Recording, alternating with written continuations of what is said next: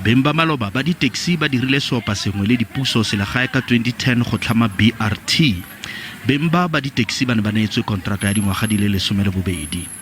Ba re ntlhangwe ya go nna karolo ya BRT e ne e le go neela ka makwalotetla a bona di-taxi le dijanaga tsa bone. Setheo se sa BRT se simolotse go dira ka 2010 kwa Soweto ka nako ya metshameko ya sejana sa lefatshe sa FIFA. Beng ba re ba batla gore dikontraka tsa bona di ntšhafatswe jaaka ba na le letshogo la gore ba ka felelwa ke ditiro. When we were negotiating the 12-year contract, we were not clear of the BOC section 41 of a 12-year contract, that after 12 years you need to close your business and your business will go on tender. Mokgatlho wa Bus Rapid Transit wa Africa Borwa o tlhomilwe mo bekeng e fetileng ka Laboraro go tsosolosa maemo a beng ba maloba ba di-taxi ba ileng karolo ya beng ba BRT. One of our main objectives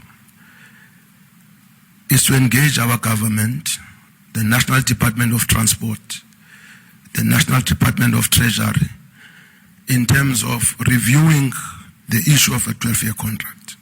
Khabagare bontsi ba ba golaganeng le BRT dingwaga di le 12 tse di fetileng ba tshwengwa ke isago ya matshelo a bone. We are the first victim. We have had the pain. The value chain was never given to us as promised during the negotiations. If next year I have to stop operating, who's going to feed my family? We as at STS were rejected by our members. We were thrown out of the association. We've got nowhere to go after these 12 years. Mokgatlho o ikuela go puso go sekaseka kontraka e ya dingwaga di le 12. O re tsamaiso ya dithendara e batlang go tsenngwa tirisong e tle go bula dikgoro tsa bogodu le tsietso.